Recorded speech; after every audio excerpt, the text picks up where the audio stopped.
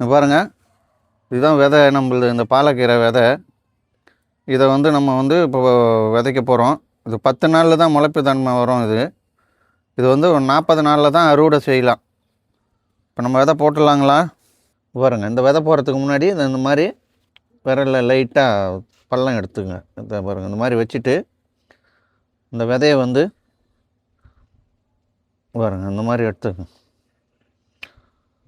இந்த மாதிரி எடுத்துட்டா இப்போது இந்த இதில் வந்து பார்த்திங்கன்னா 2 விதை போடணும். பாருங்கள், அவ்வளோதாங்க. இதை வந்து சும்மா அதை பாருங்கள் அப்படி தள்ளி விட்டிங்கன்னா போதும். தள்ளி விட்டுட்டா அது அப்படியே வந்து ஒரு 10 நாளுக்குள்ளே முளைப்பு வந்துடும். அது ஒரு 40 நாள் அறுவடை செய்யலாங்க. அது நம்ம அவ்வளோதான். பாலக்கீரை போட்டாச்சு. பாருங்கள், இந்த கீரை வந்து பார்த்திங்கன்னா பாலக்கீரை இது 40 நாள் ஆயிடுச்சு.